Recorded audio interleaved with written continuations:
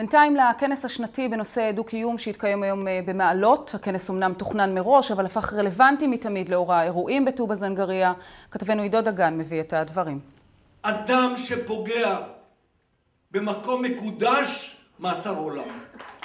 באי הכנס החמישי לחיים משותפים במעלות תרשיחא לא יכלו שלא להתייחס לאירועי ליל אמש בטובא זנגריה המעיבים על הכוונות הטובות של המארגנים. זה פשע נתעב, זה דבר בזוי, לא רק המעשה אלא גם האנשים שעשו אותו. מאפיה הוא פשע מאורגן אידיאולוגי. בעיניי מה שנעשה בטובא הוא מעשה בהחלט חוליגני. חלק גדול ניכר מהעובדים מטובא מגיעים לחצור, המסחר נעשה בחצור, יש יחסי דו-קיום מאוד טובים בינינו, יחסי שכנות טובים, ואני חושב שצריך להמשיך את הדבר הזה.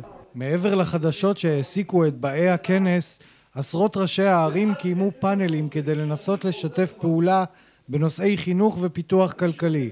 בשורה התחתונה, דו-קיום הלכה למעשה.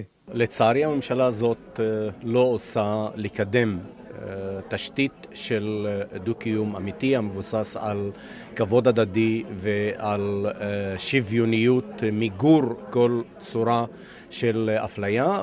גם לבוחבוט הייתה ביקורת על הממשלה בכל הנוגע למגזר הערבי. משרד הבינוי והשיכון עליו להיכנס לכפר הערבי.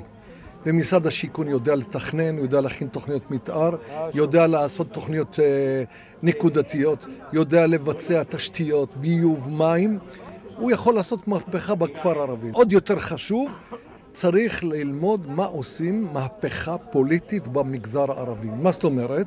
שראש רשות שנבחר, שיתנו לו לעבוד, ולא כל 5 שנים מחליפים אותו. שאלנו את השר לתשתיות לאומיות, האם הוא רואה בדו-קיום תשתית לאומית. בלי שום ספק, הסיבה העיקרית היחידה אולי, שבגללה אני מגיע לכאן, זה כדי שלא להותיר ספק עד כמה הדבר הזה חשוב בעיני כל אחד מחברי הממשלה, בוודאי מאנשי העשייה שלי, של ישראל ביתנו.